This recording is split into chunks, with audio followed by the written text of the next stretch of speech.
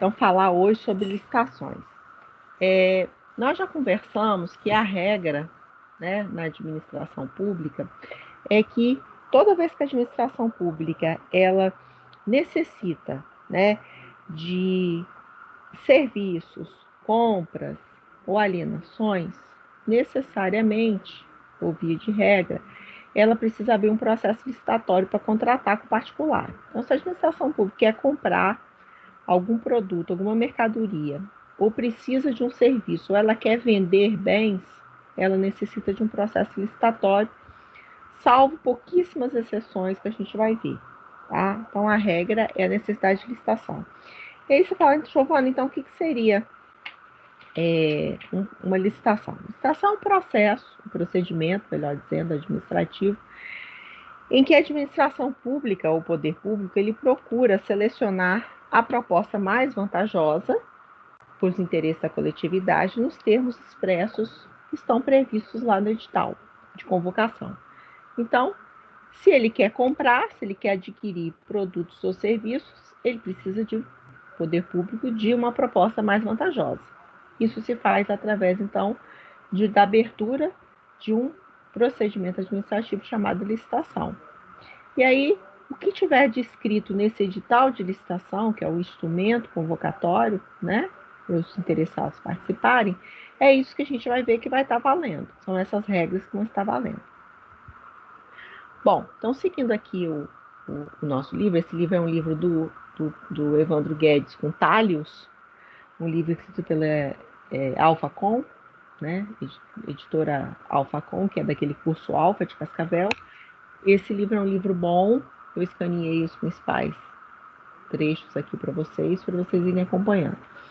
Então, conforme exigência constitucional, as contratações realizadas pela administração devem ser precedidas, como eu disse, de licitação, de modo a ser obtida a proposta mais vantajosa, né? Porque nós temos que levar em consideração que existe o princípio da indisponibilidade do interesse público. Então, o administrador ele não pode ter autonomia para contratar diretamente, né? A regra é que precisa haver um processo licitatório.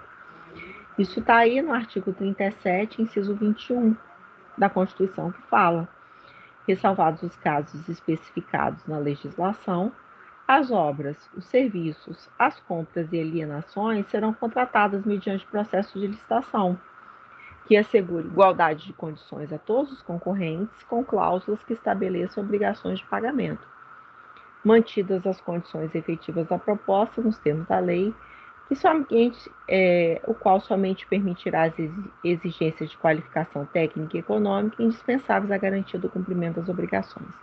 Então, o próprio artigo 37, inciso 21 da Constituição, já deixa claro a necessidade, né, para compras, serviços, alienações, obras, que a administração pública abra um processo licitatório. A Lei 8.666 é a lei que traz normas gerais de licitação, né? Então, a Lei 8.666 é a que traz normas gerais. Mas o que acontece em relação a isso? A competência para criar uma lei trazendo normas gerais sobre licitações é da União. E essa competência está bem clara lá no artigo 22, inciso 27 da Constituição, que diz o seguinte: compete privativamente à União legislar sobre normas gerais de licitação e contratação em todas as modalidades para as administrações públicas diretas, autárquicas e fundacionais da União, dos Estados, do Distrito Federal e dos municípios, obedecido o disposto no 37, inciso 21, e para as empresas públicas e sociedade de economia mista, nos termos do artigo 173, parágrafo 1º, inciso 3. Bom, o que o artigo 22 da Constituição está dizendo? Olha, a União é quem tem competência para criar uma lei federal para trazer normas gerais sobre licitações. E essas normas gerais sobre licitações, elas vão ser extensivas a todos os entes da administração direta e indireta. Então, não importa se nós estamos falando de pessoas jurídicas de direito público aqui, da administração direta, não importa se a gente está falando de União, Estado, Distrito Federal, município, mas também se nós estivermos falando aqui de empresas públicas, sociedade de economia mistas, autarquias e fundações, todo mundo vai ter que licitar para contratar com particular. Todo mundo vai ter que licitar. É a regra. Claro que a gente vai ver as exceções, mas a regra é essa. Só que o que acontece? Da mesma forma que a Lei 8.666 traz normas gerais sobre licitações, existe a possibilidade, quando a gente lê esse artigo 22 da Constituição, que há a possibilidade dessas 4 pessoas, da União, dos estados, dos municípios ou do Distrito Federal, que essas 4 pessoas editem normas sobre licitação, cada uma no seu campo específico. Assim, a União tem competência para normas gerais, né? E fica para os estados, os municípios, a competência de edição de normas específicas dentro do seu território. Então, a gente tem a União criando normas gerais, através de uma lei federal, que é a Lei 8.666, então ela criou em 93, né? E dando a possibilidade, dando a competência para que os outros entes da federação, no âmbito do seu território, tragam normas específicas. E quando você estudou lá, né, introdução ao estudo do direito, você se lembra que lei especial, ela prevalece na hierarquia das normas sobre uma lei geral, né?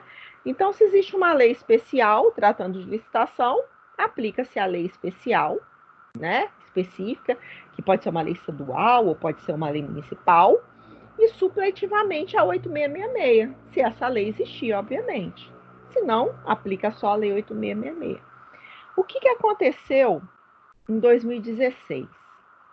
Em 2016, foi editada a lei 13.303 de 2016, que ela recebeu o nome, ela foi conhecida com o nome de Lei de Responsabilidade das Estatais. Essa lei, ela tirou a incidência da Lei 8.666 sobre as empresas públicas e a sociedade de economia mista. As empresas públicas e a sociedade de economia mista passaram a ter um regramento próprio de licitações, que estão nessa lei de 2016, nessa lei 13.303. Então, esvaziou aí a Lei 8.666 e acabou que a Lei 8.666, que traz normas gerais, ela é aplicada nas licitações em que fazem parte a União, os estados, os municípios, o Distrito Federal e as autarquias e as fundações públicas. E ficou a Lei 13.303 com regramento para trazer normas específicas de licitação para quem? Para quem sobrou. Quem sobrou? Quem está descrito aqui na norma. Sociedade de economia mista, empresas públicas. Só o que acontece? Essa lei 13.303, ela não separou procedimentos de licitação diferentes para um caso daquela empresa desenvolver uma atividade econômica, ou seja, ela ser regida aí pelo direito privado, normas de direito privado, e separar as situações em que ela tem um regime jurídico de direito público, que é quando ela presta um serviço público. Botou todo mundo no mesmo, todo mundo igual. Ou seja, essa lei vai se aplicar, não importa se você está diante de uma empresa pública, de uma sociedade de economia mista, não importa se ela é uma pessoa jurídica de direito privado ou de direito público, não importa. O que vai valer aqui é as normas de licitações que estão nessa lei 13.303. Então, o legislador, ele incluiu com essa lei 13.303 uma mesma norma estatal, né, que antes se submetiam a regimes jurídicos diferentes, porque a gente já estudou lá nas nossas primeiras aulas presenciais, quando eu ensinei para vocês os entes da administração pública direta e indireta, que existe uma diferença quando o ente ele presta um serviço público ou quando ele desenvolve uma atividade econômica. Mas para a lei de licitações, essa nova lei, a 13.303, não faz a mínima diferença. Tratou todo mundo igual. Então, a mesma norma de licitação que se aplica para um que é um regime público, se aplica para um que é um regime de direito privado. E isso foi objeto de ação direta de constitucionalidade. 2 ações no STF, que foram propostas em 2017, mas o mérito não foi julgado, não. Ela foi apreciada, mas sem julgamento de mérito. Porque o que se quer? Ver se essa lei realmente, né, ela não fere nenhum, né, nenhum preceito constitucional. E aí se aplicaria a ela, então, nesses casos que a gente acabou de conversar. Bom, resumindo, então, só para poder clarear a sua mente. Você aplica a Lei 8666 nas licitações em que o poder público, né, vai fazer. Agora, se você estiver diante de uma licitação realizada por uma sociedade de economia mista ou por uma empresa pública, aí você usa a Lei 8666 como uma norma supletiva, mas a primeira norma a ser utilizada é essa nova Lei 13.303, que nem é tão nova assim, que ela é de 2016. Tá bom? Então, essa é uma observação que eu quero que você entenda. Então, só para você saber aí, né? A quem, então? Quem são os entes que vão ter que fazer licitação para contratar, então? Os fundos especiais, as autarquias, as fundações, as empresas públicas, a sociedade de economia mista e as demais entidades controladas direta ou indiretamente pela União, os estados, Distrito Federal e municípios. Sobre a Lei 13.000 eu já falei, né? Então, vamos passar. As obras, serviços, inclusive de publicidade, compras e alienações, concessões, permissões e locações, quando contratados com terceiros, serão necessariamente precedidos de licitação. Então, grave, a licitação é a regra.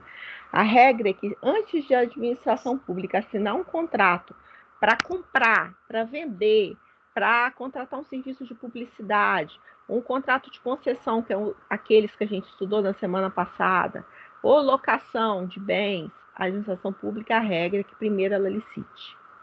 Tá? Bom, e qual é o direito dos participantes, então, né, que vão poder aí, né, participar do procedimento licitatório? É a estrita observância das regras que estão na Lei 8666. Então, quem está ali, né, o processo licitatório, ele é aberto para todo mundo participar. Quem quer participar e que sabe que tem condições de preencher os requisitos que estão no edital de licitação, qualquer pessoa pode participar, sabendo que o direito que o licitante tem, que é aquele que a pessoa que está participando, é a estrita observância das regras que estão na Lei 8666. Não podendo o órgão ou a entidade, né, do poder público que está fazendo a licitação deixar de adotar procedimentos legalmente previstos. E outra coisa, qualquer cidadão pode acompanhar o desenvolvimento dos processos licitatórios, desde que ele não interfira de modo a perturbar ou impedir a realização dos trabalhos. Só um minutinho, por favor. Sim. Fica esse pessoal do trabalho. Bom, para baixo, tá? Bom, o procedimento licitatório, então, que está previsto na Lei 8666, representa um ato administrativo formal. Por que ele é um ato administrativo formal? Porque tem que se seguir exatamente no procedimento de licitação o que está na Lei 8666. A gente já viu que um dos princípios da administração pública é o princípio da legalidade. O administrador público ele só pode fazer aquilo que está previsto em lei. Então, se a forma de um procedimento licitatório está na Lei 8666, esse procedimento, né, essa licitação, ela é um ato administrativo formal, independentemente de que esfera de poder a administração pública esteja praticando. Isso está aí no artigo 4º da Lei 8666. E quais são os objetivos da licitação? Os objetivos da licitação, quando eu expliquei o conceito de licitação, eu já disse para você que a ideia é a seleção da proposta mais vantajosa para a administração pública. Então, a licitação tem por objetivos, e esses objetivos estão ali no artigo 3º da Lei 8666, né? É garantir aí a observância do princípio constitucional da isonomia ou da igualdade, a seleção da proposta mais vantajosa para a administração e a promoção do desenvolvimento nacional sustentável. E ela será processada e julgada em estrita conformidade com os princípios estabelecidos na Lei 8666. Então, a proposta mais vantajosa, necessariamente não é a de valor mais baixo. Isso é fato e a gente vai ver quando a gente estudar agora os tipos de licitações, né? O artigo 3º, a primeira parte do artigo 3º, ele vem trazendo quais são os objetivos da licitação. A segunda parte, que é essa que está em amarelo aí, são os princípios. Então, olha só, a primeira parte fala: a licitação destina-se a garantir a observância do princípio constitucional da isonomia, a seleção da proposta mais vantajosa para a administração e a promoção do desenvolvimento nacional sustentável. Barra, ponto. Aí são os objetivos. E será processado e julgado em estrita conformidade com os princípios. Repare, os princípios que estão elencados ali, a maioria deles a gente já viu. Estão lá no artigo 37 caput da Constituição, que são os princípios gerais, que são princípios aplicados a toda a administração pública. Legalidade, impessoalidade, moralidade, publicidade, eficiência, o LIMP, né? Aquela sigla LIMP. Então, para a licitação é a mesma coisa. Esses princípios, eles continuam valendo, eles têm que ser aplicados, mas existem outros princípios que são específicos além desses. Esses são os princípios gerais, que se aplica a toda a administração pública, mas tem os que são específicos, que é a vinculação a instrumento convocatório, o julgamento objetivo, né? São dois, dentre outros que a gente vai estudar daqui a pouco. A Lei 8666 também contempla a possibilidade de imposição ao contratado de que ele promova medidas de compensação comercial, industrial e tecnológica. Pode ser que o próprio edital de licitação obrigue quem vai ganhar a licitação que ele promova medidas de compensação comercial, industrial e tecnológica. A ideia é aperfeiçoar o sistema de tecnologia de informação e de comunicação, né? Que forem considerados, por exemplo, estratégicos. Tá? Isso é o quê? Isso é importante para o desenvolvimento aí da tecnologia do país, né? Bom, então os objetivos aí, ó, só um quadrinho para você gravar: isonomia, seleção da proposta mais vantajosa e desenvolvimento nacional sustentável. A ideia, gente, é que uma licitação promova um desenvolvimento na economia, balança comercial, né? Dentro de um país. A ideia é essa, né?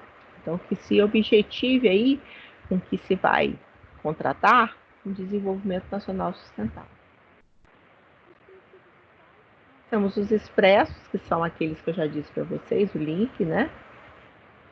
O primeiro, que a gente vai relembrar aqui, que é o princípio expresso, que está aí no artigo 3º, que a gente acabou de falar. O primeiro dele é o princípio da igualdade. Giovana, a gente já viu o princípio da igualdade. Já. Só que você não viu ele sob o enfoque da licitação. Você viu ele como um tratamento, a administração pública deve tratar todos os administrados de forma igualitária, sem nenhum tipo de discriminação. Não é isso? Na licitação é mais ou menos a mesma coisa. Tá? Então, não é possível que haja um tratamento injustificado, uma discriminação, melhor dizendo, injustificada. Os licitantes, eles devem, né, ser tratados de forma isonômica. Mas olha só, lembre-se que nós estudamos direito, né? E no direito, tudo tem exceção. Então você fala assim: Giovana, o princípio da igualdade, no que se refere a licitações, ele é um princípio absoluto? Se você estiver diante de uma questão objetiva de prova, cuidado com esse tipo de questão. Por quê? Porque esse princípio da igualdade, que veda o tratamento diferenciado, ele não é absoluto. Ele não é absoluto porque a própria Lei 8666, ela estabelece regras de desempate entre licitantes que estão empatados ali, e margem de preferências também. Então, a gente diz que esse princípio na licitação, ele não é algo absoluto, tá? Não pode haver, a regra é que não deveria haver uma discriminação entre empresas brasileiras e estrangeiras, né? Nem também em relação aos licitantes, se eles têm alguma diferença em relação à natureza comercial, trabalhista ou previdenciária. né? A regra é que não se tivesse nenhum tipo de tratamento diferenciado. Está no artigo 3º, parágrafo 1º da Lei 8.666. Mas, como eu disse para você, existem regras que trazem um tratamento diferenciado e que permite, então, que aí a gente se utilize de critérios de desempate. Isso é uma forma, né, de mitigar o princípio da isonomia, né? Os critérios de desempate, você tem que tomar muito cuidado com eles, porque eles estão lá no artigo 3º, parágrafo 2º da Lei 8.666, mas eles devem ser seguidos de forma sucessiva, ou seja, existe uma ordem que você tem que seguir, que o administrador público tem que seguir quando ele precisa desempatar uma licitação. Então, existem 2 ou mais licitantes que estão ali empatados em igualdade de condições. A administração não pode contratar com os 2, vai ter que contratar com um. Então, ela vai lançar a mão do que está aí no artigo 3º, parágrafo 2º da Lei 8.666, que são os critérios de desempate. Repare que o primeiro critério de desempate leva em consideração se o serviço ou produto ou bem é produzido no país. O primeiro critério de desempate não leva em consideração o critério subjetivo, se é empresa brasileira, se é empresa estrangeira, não. Você pode ter uma empresa estrangeira produzindo no país e ter uma empresa brasileira produzindo no estrangeiro. O que vale? Primeiro critério de desempate é onde esse produto, esse bem ou esse serviço está sendo produzido. Falou que é produzido no Brasil, no país, já sai na frente no critério de desempate. O segundo critério de desempate, aí sim, é se a empresa é brasileira ou ela é estrangeira. Se o bem é produzido ou prestado, bem ou serviço, né? Bem produzido ou serviço prestado por uma empresa brasileira, aí já sai na frente, é o segundo critério de desempate. E tem também os produtos, né, os bens e os bens produzidos, né, e os serviços prestados por empresas que investam em pesquisa e no desenvolvimento de tecnologia do país. Então, aquelas empresas que estão investindo em pesquisa e desenvolvimento de tecnologia no nosso país também já saem no critério de desempate. E aí a gente vai para o quarto critério de desempate. Repare que isso são critérios sucessivos. Primeiro, utiliza o primeiro critério para ver se desempata. Continua empatado, usa o segundo. Continua empatado, usa o terceiro. Continua empatado, vai para o quarto. Qual é o quarto critério de desempate? Os bens ou serviços produzidos ou prestados por empresas que comprovem o cumprimento de reserva de cargos previstos em lei para pessoas com deficiência ou para reabilitados da Previdência Social e que atendam às regras de acessibilidade. Repare, as empresas que têm ali, né, pessoas com deficiência trabalhando, número de vagas só destinado a elas, ou pessoas que são reabilitadas pela Previdência, pessoas que foram aposentadas pela Previdência, mas que hoje elas podem exercer outras funções, né? E também essas empresas que atendem a regra de acessibilidade, elas já saem ali na frente no critério de desempate também. Bom, mas se nenhum desses 4 critérios der certo, lançou mão de todos eles, e ainda assim essas empresas estão empatadas no processo licitatório. Como que resolve esse desempate, gente? Faz um sorteio. Esse sorteio, ele está previsto lá como opção final no artigo 45, parágrafo 2º da Lei 8.666, que fala que no caso de empate entre 2 ou mais propostas, e após obedecido a tudo que a gente acabou de falar agora, aquela ordem sucessiva lá de classificação, se fará aí através de um sorteio esse desempate. Então vai se tentar lá todas as 5 formas de desempate. Não foi possível, né? Aí lança a mão. 5 não, desculpa, 4, né? Produzidos no país, produzidos ou prestados em empresa brasileira, produzidos ou prestados em empresas que investem em pesquisa e aquelas que têm uma reserva de vagas, né? Para deficientes e reabilitados da Previdência Social. Bom, mas existe uma outra coisa chamada margem de preferência.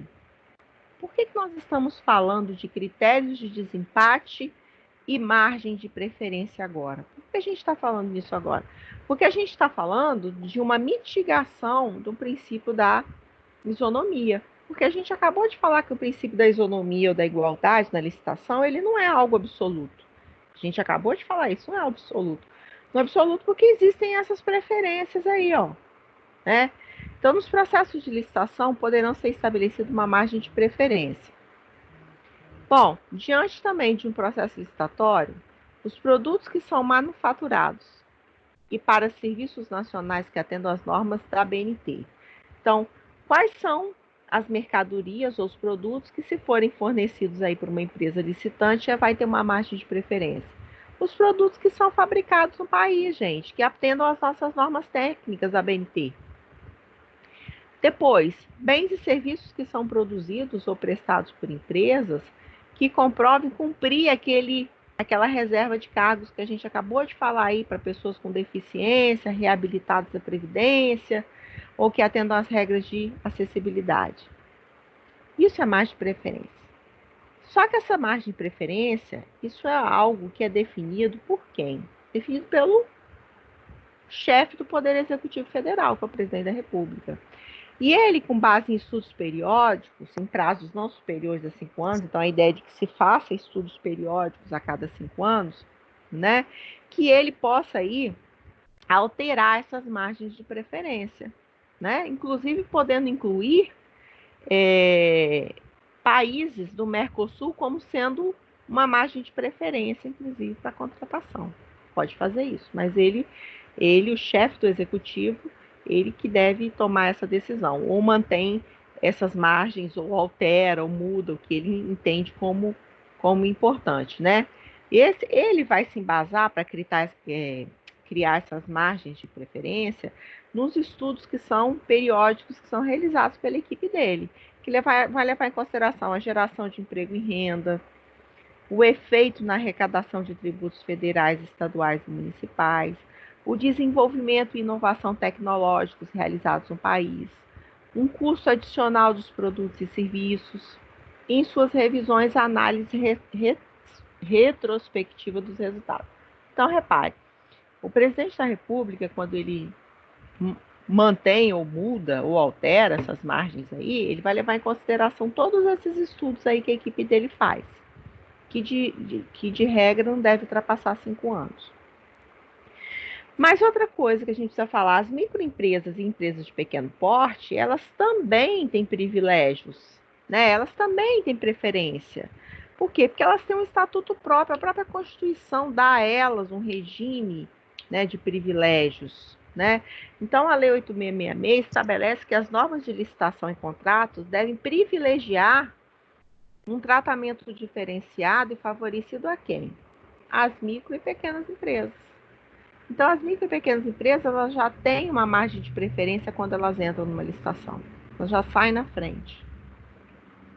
Tudo bem?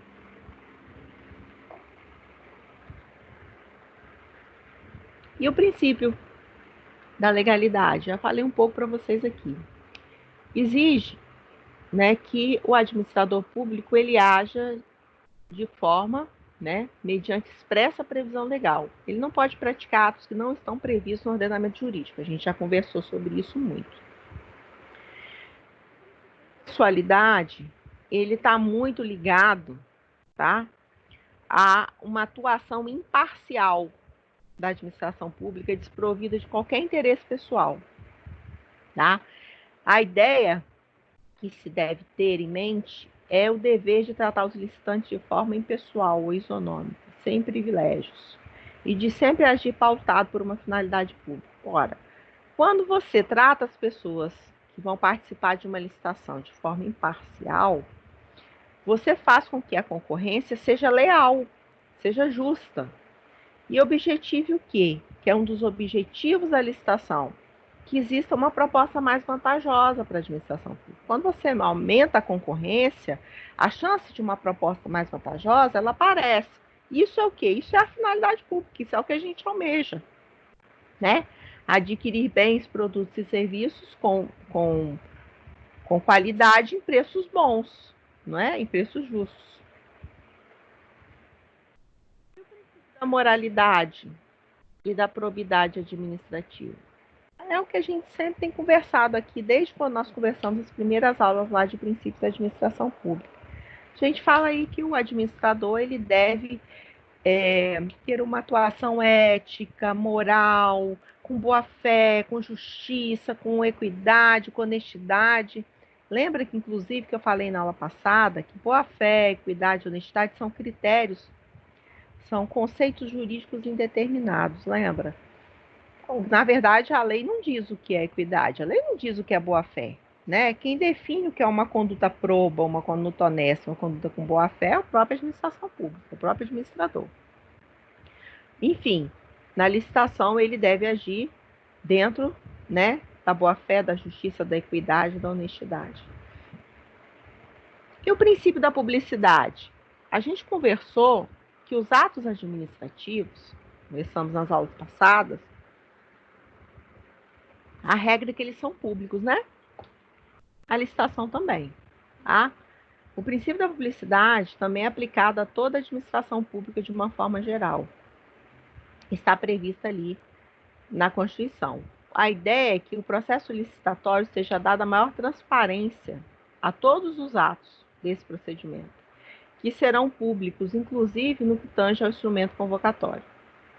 Existem dois instrumentos para convocar pessoas para licitação. Esse instrumento vai depender da modalidade que a gente vai estudar de licitação.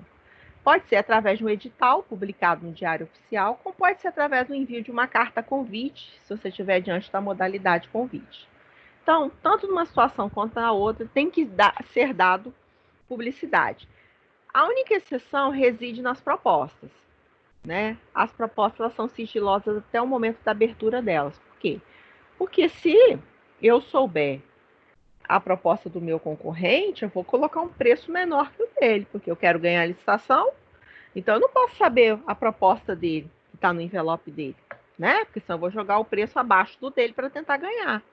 Então, esse sigilo, ele existe só no momento, só no que se refere, melhor dizendo, ao conteúdo das propostas. Depois que o envelope é aberto e a proposta é falada, é dita, é lida, aí se torna público. Tá bom? E até agora, nós estamos falando dos princípios lá que também estão previstos no 37, que estão previstos no terceiro da Lei 8666, mas que já estavam no 37 da Constituição. Agora a gente vai falar daqueles que são específicos da licitação. Esses têm a ver com a licitação mesmo, diretamente com a licitação.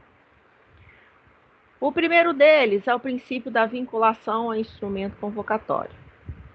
Né? As normas que estão traçadas no instrumento de convocação, como eu disse para vocês, né? Ou vai ser através de um edital ou de uma carta convite, eles devem ser observados. E nada pode ser feito ou criado sem previsão no ato convocatório. Se aquilo que estava no edital, né, não for praticado, por exemplo, algum critério que havia sido previsto no edital para classificação não foi obedecido, ou uma proposta foi aceita fora das condições, isso você está violando o princípio da vinculação do instrumento convocatório ou vinculação ao edital, né? Onde que está isso? Isso está no artigo 41 da Lei 8666, que diz: a administração não pode descumprir as normas e condições do edital a qual se acha estritamente vinculada, né? Porque, na verdade, o que significa o edital numa licitação? Significa a lei interna das licitações. A partir do instante em que as suas regras se tornam públicas, tanto a administração quanto os licitantes estão vinculados a ela. Tá? Outro princípio que é um princípio específico, tá, da licitação, próprio da licitação, é o princípio do julgamento objetivo. Né? O princípio do julgamento objetivo determina que o instrumento convocatório ele deve conter critérios objetivos. A gente vai ver que os critérios objetivos são ali.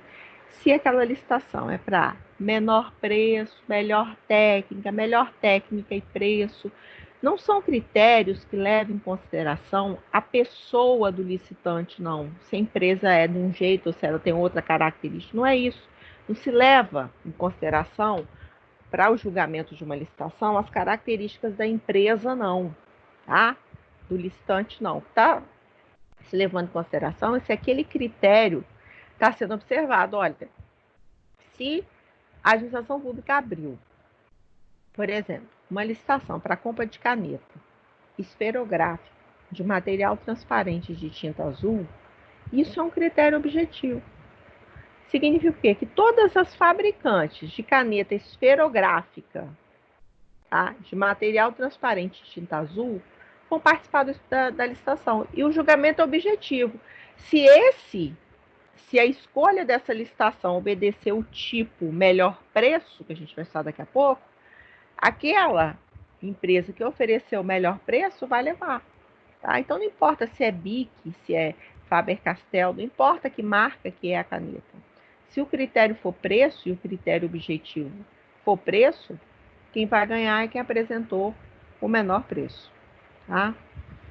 Esse princípio do julgamento objetivo, ele não é uma coisa assim absoluta, porque existem licitações do tipo melhor técnica que a gente vai estudar e que há uma certa discricionariedade aí, tá? Da seleção da proposta vencedora. E aí, esse princípio ele se encontra onde? Na Lei 8.666, ele se encontra no artigo 44, né? E também no artigo 45, tudo que eu falei para vocês. Temos também princípios implícitos. Lembra que esses que eu acabei de trabalhar com vocês, eles estão lá no artigo 3º da Lei 8.666, só que agora a gente vai ver aqueles que, embora existam, não estão escritos expressamente, eles são implícitos. O primeiro é o princípio da competitividade.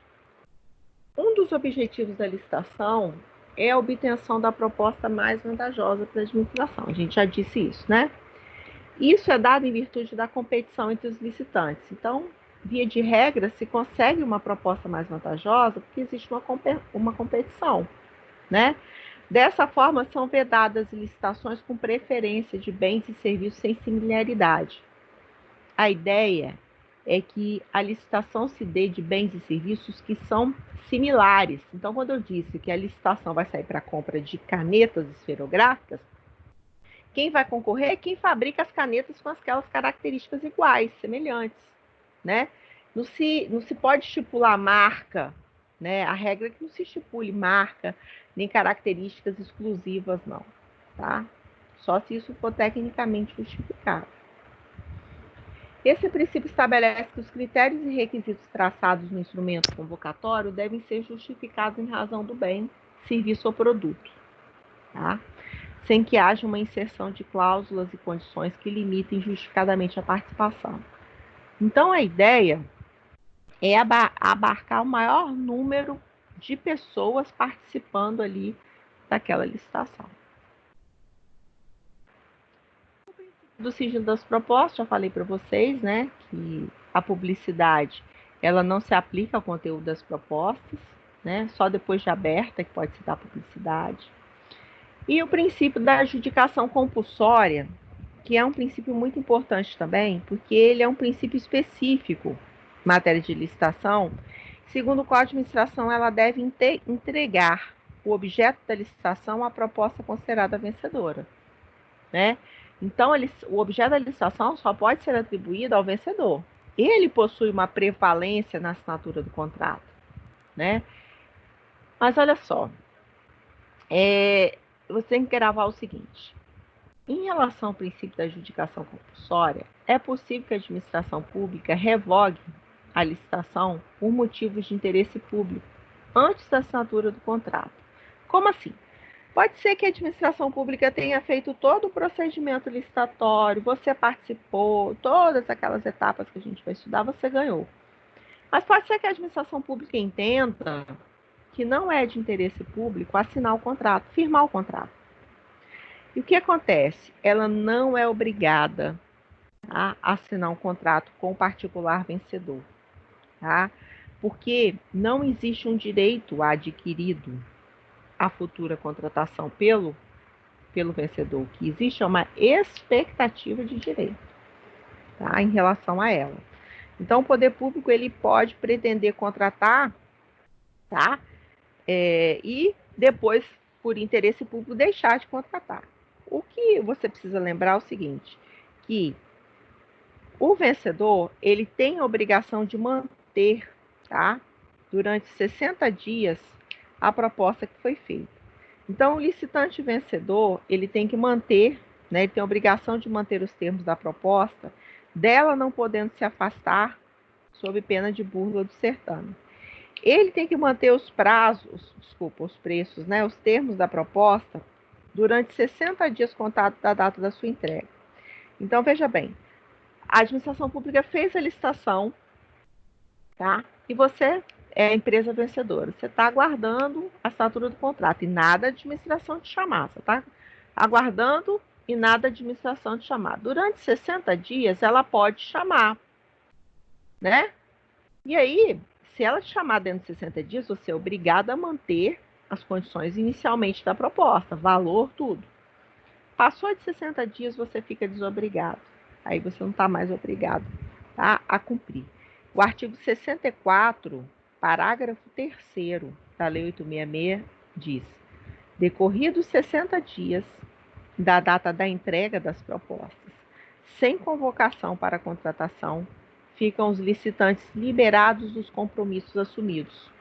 Todos os licitantes, aquele ganham em primeiro, em segundo, em terceiro, todos foram os ganhadores. Por quê? Porque você também não pode ficar aguardando uma contratação incerta e futura ad eterno, né, para a vida toda. Você tem que ter um prazo. Por quê? Porque já que você vai ter que manter as condições da proposta, é complicado com uma economia como nós temos, manter isso por mais de 60 dias. Ficar aguardando isso por mais de 60 dias, né? Então, a ideia o que você precisa gravar, né, é que a adjudicação é a entrega do objeto da licitação ao vencedor, mas que aquilo não gera um direito adquirido. O licitante vencedor, ele não tem um direito adquirido à assinatura do contrato. Pode ser que a administração pública, fundamentando que não é de interesse público assinar aquele contrato, que ele não assine, que a administração não assine. Então, esse licitante vencedor, ele não tem um direito adquirido, ele tem uma expectativa de direito. Tudo bem, gente? É uma questãozinha de concurso do CESP, que está nesse livro. E, antes da gente ir para o intervalo, vou falar um pouquinho para vocês dos tipos de licitação. Só um momento. Vou consertar o microfone aqui. Bom, os tipos de licitação, vocês estão me ouvindo direitinho então, né? Vocês estão em 2 só hoje aí, mas espero que vocês estão ouvindo direitinho, né? Bom, os tipos de licitação, eles são diferentes de modalidades de licitação. Modalidade a gente vai estudar daqui a pouco, né? Desculpa, depois do intervalo. Os tipos de licitação, na verdade, são critérios objetivos de seleção de proposta. Critério objetivo. Se vai ser o tipo de licitação, vai ser melhor preço, vai ganhar aquela empresa que consegue fornecer aquele produto ou serviço com melhor preço. Se for melhor técnica em preço, né? Ou se for só melhor técnica, então, na verdade, não são critérios subjetivos, são critérios objetivos, né? Isso é tipo de licitação. Esses 4 tipos que a gente vai estudar agora não se aplica à modalidade concurso. Modalidade concurso é uma modalidade de licitação que se utiliza o melhor trabalho técnico, melhor trabalho científico, melhor trabalho artístico. Então, esses 4 tipos aqui agora não se aplica à modalidade concurso, tá? Outra coisa, a Lei 8666, ela veda, ela proíbe a utilização de qualquer outro tipo de licitação, somente podendo o administrador adotar, conforme a situação, um desses 4 que você vai ver agora. Ou seja, esse rol aqui Ele é um rol taxativo. Primeiro é a melhor preço. Melhor preço, você vai lembrar daquele exemplo que eu te dei da caneta esferográfica de tinta azul.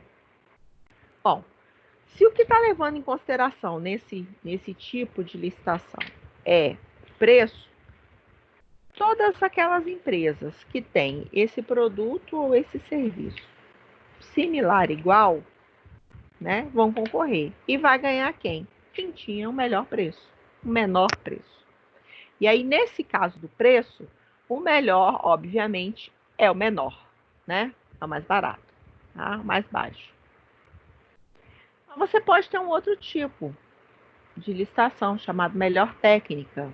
E aqui o preço não é o que mais importa, tá? Nesse tipo de licitação melhor técnica, ele é usado exclusivamente para serviços de natureza predominantemente intelectual.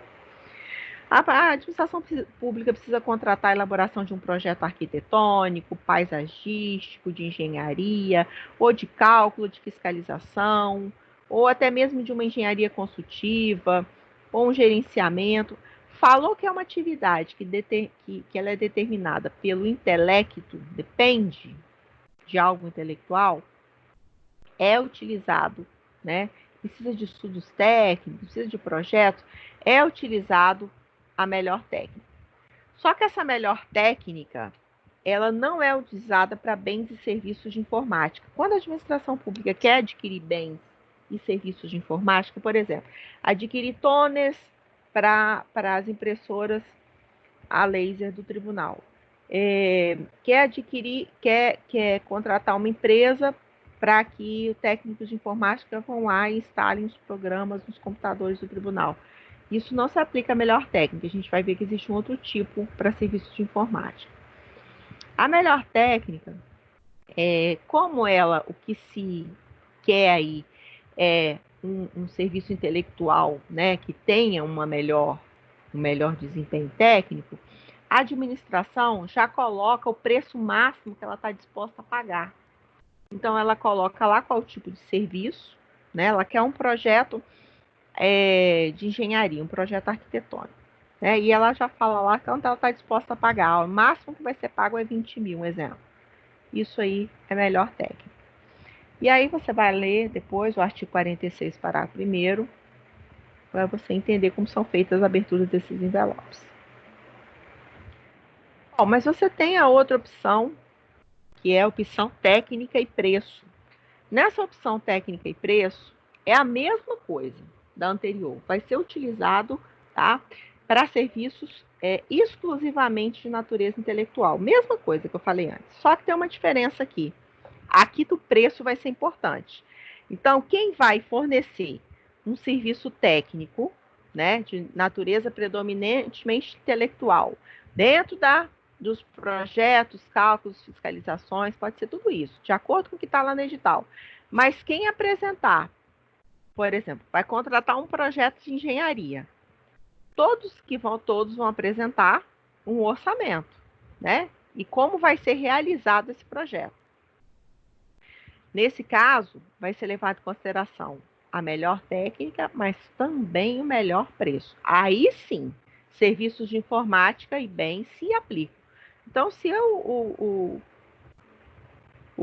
órgão público precisa, né, contratar bens e serviços de informática, aí vai ser essa modalidade aí também. Desculpa, esse tipo aí também, técnica e preço.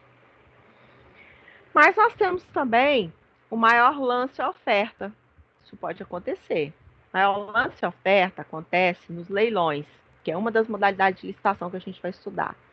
É comum você ver esse tipo de licitação quando a administração pública, por exemplo, quer vender bens que foram penhorados. Ela tem bens que... Eu tinha uma execução fiscal, por exemplo. E aí, minha empresa sofreu uma execução fiscal e um bem da minha empresa foi penhorada e esse bem foi levado a leilão, por exemplo. Né? Quem der mais, além do preço da avaliação, vai levar. Também naqueles casos de concessão de direito real de uso, aqueles exemplos que eu falei para vocês lá, quando a administração firma um contrato com particular, Eu dei exemplo dos quiosques da Praia de Campuri, dei um exemplo para vocês das lojinhas lá das bancas do mercado municipal, e aí é uma concessão e quem ganha é quem dá maior lance ou maior oferta. Então, repare, quando eu falo em tipo, eu estou falando de critério objetivo. Isso não é modalidade. Modalidade a gente vai estudar depois do intervalo, tá? Que são ritos. Ritos, procedimentos, cheio de fases, tá? É diferente. Tudo bem? Alguma pergunta até aqui? Beatriz, Rafael, tudo certo? Tudo certo. Agora não. Então vamos fazer um intervalo, para a gente dar uma descansada, comer alguma coisa aí de uns 15 minutos. E depois a gente volta então com modalidades de licitação, tudo bem?